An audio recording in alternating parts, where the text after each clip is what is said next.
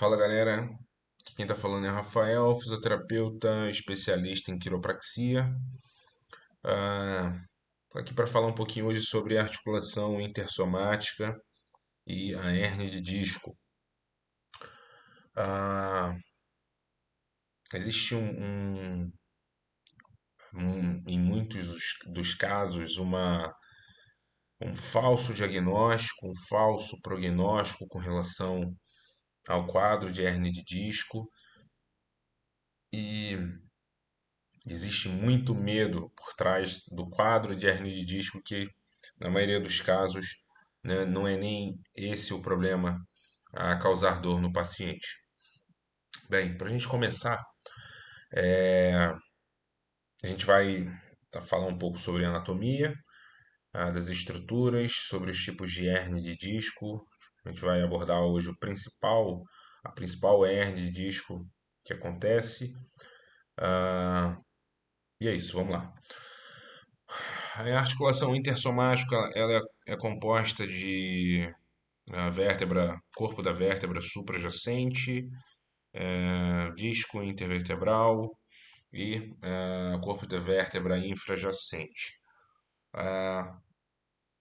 Nós temos nessa conexão de disco na parte posterior e na parte anterior do disco as fibras de Charpey. Essas fibras elas vão conectar a vértebra suprajacente à vértebra infrajacente e servir também como uma base mais externa a conter esse núcleo pulposo aqui, ok? Na extremidade superior do disco, nós vamos ter a placa terminal superior e na infrajacente a placa terminal inferior, ok? Posterior ao corpo da vértebra, nós vamos ter o ligamento longitudinal posterior. Continuando o corpo da vértebra, nós vamos ter o pedículo, o processo transverso, a lâmina e o processo espinhoso. Sendo que ah, o pedículo superior com o pedículo inferior vão formar o forame de conjugação, que é por onde passa a raiz nervosa que está vindo ali da nossa querida medula, ok? Ah, Existem todas essas estruturas da região posterior do corpo da vértebra, a região posterior, a própria região do corpo, a região posterior do corpo da vértebra, a região posterior do disco, o ligamento longitudinal posterior, eles vão ser ricamente inervados pelo nervo sinus vertebral de Luschka. Essa é uma forte razão para o poder de latência alto das dores ao ser comprimidos, tirar dessa região. Nós vamos ver que temos hérnia anterior, mas elas geralmente não apresentam dor justamente por essa falta de inervação que é extremamente rica na parte posterior, ok? Ah, nesse corte transverso aqui a gente consegue ver aqui o processo espinhoso, nós temos aqui as facetas, processo transverso, aqui nós temos a nossa lâmina, a medula, raiz nervosa, nós temos aqui o núcleo pulposo, temos até uma hérnia já aqui. Essa hérnia, a princípio, é uma hérnia posterolateral, porém está tocando ali até o saco dural, mas é uma posterolateral, ok? Para a gente falar um pouco sobre a clínica, isso é interessante a gente falar sobre a clínica da hérnia de disco, a gente precisa entender a composição do disco. A composição do disco ela vai fazer uma diferença absurda na queixa e na clínica do paciente. O núcleo pulposo, ele ele é basicamente feito de água e proteoglicanos e um pequeno percentual de colágeno e elastina, que vão servir como um amortecedor, favorecendo o movimento, ok? A parte que protege esse núcleo pulposo são esses anéis. Os anéis, opa, aqui. São esses anéis que a gente chama de anel fibroso. Os anéis fibrosos, nós temos cerca aí de 15 a 25 anéis fibrosos que eles vão fazer a proteção aí do nosso núcleo pulposo, ok? O tipo de material é basicamente o mesmo, a diferença é que eles são um pouco mais igualitários, até um pouco mais de colágeno e elastina se comparado à água e proteoglicano, ok? Então, a nossa barreira aí será os anéis fibrosos. Com relação a essa informação, é muito comum os pacientes com hernia de disco eles relatarem dor, mais dor no período da manhã, principalmente quando acordam. Por que isso? Ah, no período da noite, nós temos os processos anabólicos acontecendo, os processos regenerativos acontecendo, nós temos maior atuação do sistema nervoso parasimpático, que vai estar fazendo aí essa questão de regeneração e recuperação. E aí, com isso, o disco que não está mais recebendo a compressão da carga axial por conta da gravidade, ele, ele passa a receber mais água, visto que o núcleo ele é basicamente feito de água, então ele começa a receber mais água no período do sono. Quando esse indivíduo ele acorda e levanta, esse disco ele está ele está mais espesso, ele está mais volumoso e essa hérnia ela acaba ficando maior também. Essa hérnia vai receber também mais água, vai gerar mais compressão. Então, é normal o paciente, o indivíduo, quando acorda, ele se sentir mais preso, mais travado, mais dolorido. E a queixa comum é: estou mais rígido e vou ficando, vai diminuindo a dor conforme eu vou esquentando. É basicamente isso que é dito por ele, sendo que é justamente por conta desse processo. Você que possa ter hernia de disco, já teve esse diagnóstico, tem dor de coluna, você pode estar aí associando essa queixa, essa clínica, com a manobra. A gente tem uma manobra chamada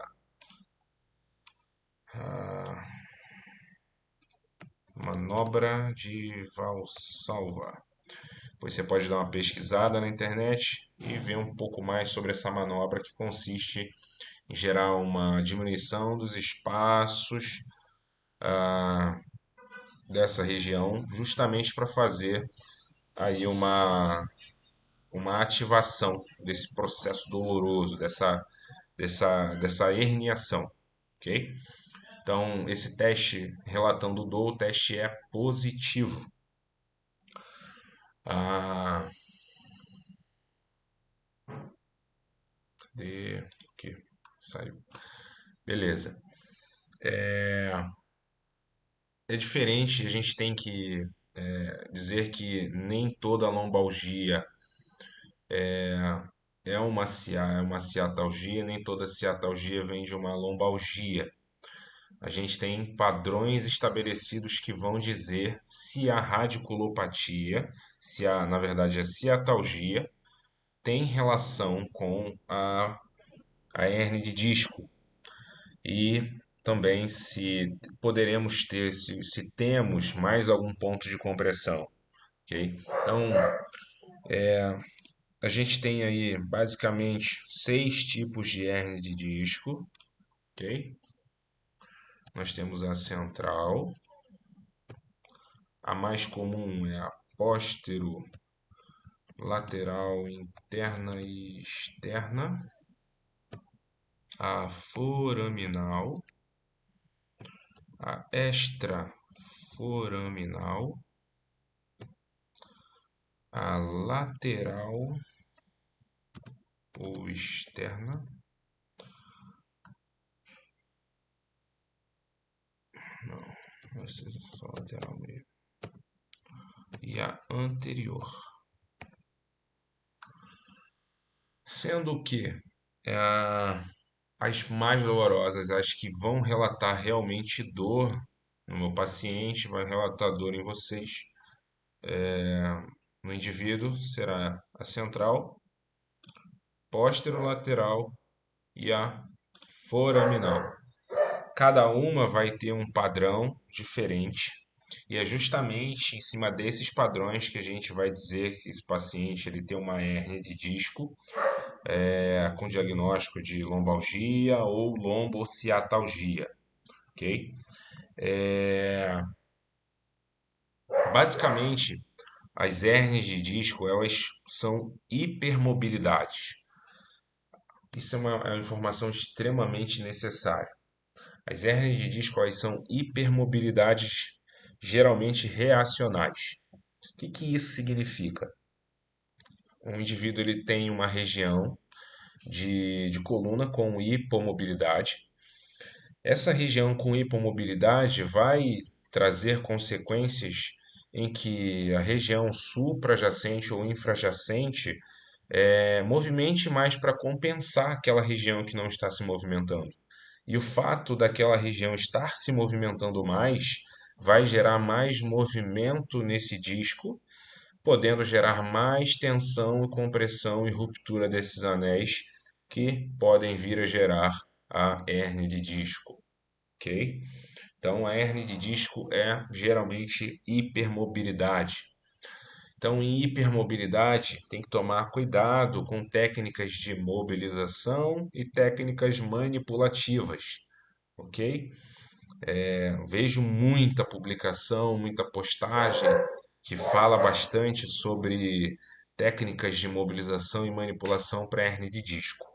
Existem técnicas de manipulação para hernia de disco, mas são técnicas específicas, que é justamente para afastar a, a herniação da raiz nervosa. É um movimento, é uma manobra extremamente específica. Quando essa técnica ela é imposta apenas para melhorar a mobilidade da região, na maioria dos casos esse paciente ele sofre um aumento do seu quadro. Então ele pode sair com mais dor lombar, com mais dor irradiada e é bem complicado nesses casos. Ah, Aí como dica, região com hérnia de disco, o que pode ser feito? Ah, Compressa para o indivíduo que está em casa, ele pode fazer compressa quente para gerar um relaxamento das fibras musculares, gerar um aumento do aporte sanguíneo, ah, e basicamente isso, tá? Não se coloca gelo, evita fazer alongamento com dor de forma desnecessária. E o profissional que vir a atender esse tipo de caso, caso seja realmente uma hernia de disco, ele pode estar aí dessa mesma forma aumentando a vasodilatação local e gerando analgesia. Lógico, aparelhos de eletrotermofoto, técnicas de terapia manual para gerar aumento de aporte sanguíneo a nível tecidual, ok? E analgésico. E basicamente focar nas hipomobilidades que estão próximas à herniação ou à distância à herniação para poder favorecer aquela região que está sendo hiper solicitada, ok? Ah, de todas essas hérnias que foram citadas, ah, nós, eu vou falar hoje apenas da lateral interna e externa, que é a hérnia que mais acontece, mais acomete. A hérnia posterolateral, nós temos aqui um exemplo dela, tá? Ela está aqui na direção da raiz nervosa, pegando até parte do, do saco dural, mas é uma hérnia posterolateral. Ah, essa hérnia posterolateral, ela vai estar internamente ao forame de conjugação e ela é considerada interna e externa mediante a sua posição com a raiz nervosa. Essa hérnia, quando ela está internamente ao forame de conjugação e internamente a hérnia, internamente a raiz nervosa, ela é titulada posterolateral interna. Se ela estiver é, internamente ao forame de conjugação, porém externamente à raiz nervosa, ela é titulada posterolateral externa. E qual vai ser a principal diferença dessas duas, Rafa? Se é a mesma hérnia posterolateral. Basicamente, nós vamos ter as posturas, ok?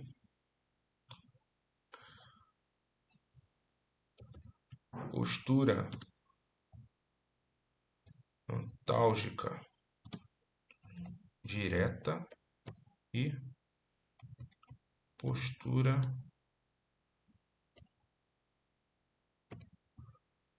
antálgica cruzada. Bem, a hérnia posterolateral interna, ela vai ter uma postura antálgica direta. O que isso significa, Rafa? Bem, o paciente ele vai chegar no consultório com essa postura aqui, inclinado, que está a cabeça, o paciente aqui numa vista posterior, ok? Uma vista posterior, esse é o lado direito dele e esse o lado esquerdo dele. Então, o paciente com uma hérnia posterolateral interna, ele vai chegar com uma postura antálgica direta, ou seja, ele estará com o tronco inclinado para o lado direito, com a sua ciatalgia no mesmo lado. Ou seja, quando solicitarmos, ou às vezes nem precisa solicitar, ele já chega com o quadro ciático para o lado que ele está inclinado. Caso isso não aconteça, mas você percebe essa inclinação de tronco, solicita a inclinação para o lado contralateral. Quando você solicita a inclinação para o lado contralateral, se eu tenho uma hérnia que está interna à raiz, quando esse indivíduo ele inclina para o lado oposto, essa hérnia ela vai tendenciar a aproximar da raiz. E aí o quadro da ciática aparece. Então, essa é a postura do paciente com uma hérnia posterolateral interna, com uma postura antálgica direta. Ok? Eu não vou falar hoje, não vou abordar sobre a questão das fissuras, porque nós temos as fissuras também, que aí vai entrar uma questão de teste de rotação, que aí a gente vai, isso é para ser direcionado à forma de se manipular uma hérnia. Uma fissura superior, a gente vai usar a alavanca superior, na fissura inferior, a gente vai utilizar a alavanca inferior. Ok? Mas isso não é papo para hoje. Aqui o mais importante a gente já está vendo para esses casos de hérnia posterolateral interna e externa. Agora, no caso da hérnia posterolateral externa, vamos desenhar nosso colega aqui de novo. a mesma postura. O cara está inclinado.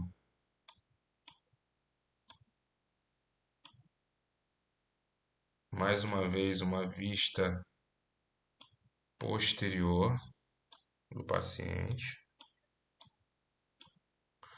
Agora, dessa vez, uma vista posterior, nós temos aqui uma hérnia posterolateral externa, uma postura antálgica cruzada. O que isso significa? Esse cara vai chegar com uma inclinação à direita, um exemplo, tá? Uma inclinação à direita, poderia ser à esquerda também, mas uma inclinação à direita com a ciática. Isso aqui, ó, esses tracinhos é para simular o quadro de dor ciática, ok? Temos uma radiculopatia aqui. Então ele pode chegar inclinado à direita com o quadro de ciático para a perna contralateral. Ele pode chegar dessa forma, mas ele pode chegar sem a radiculopatia, sem a ciática ativa. Mas quando solicitamos a inclinação do tronco para o lado esquerdo, a ciática vai aparecer. Por quê? Dessa vez a hérnia ela está externa à raiz. Se ela está externa à raiz, quando a gente inclina na direção daquela raiz, a hérnia vai na direção da raiz. A hérnia indo na direção da raiz tem aí a sintomatologia acontecendo. Então, basicamente, para diferenciar na hérnia posterolateral interna e externa, nós vamos utilizar as posturas antálgica direta e cruzada. Podemos também estar associando alguns testes também de radiculopatia, alguns testes, na verdade, neurais, é, utilizando a inervação do ciático ou utilizando a própria dura mater através da cabeça para estar testando o nervo, mas aí também é um pouco mais complexo, ok? Mas basicamente é isso. Galera, espero que vocês tenham gostado. Essa foi a aula de hoje e um forte abraço.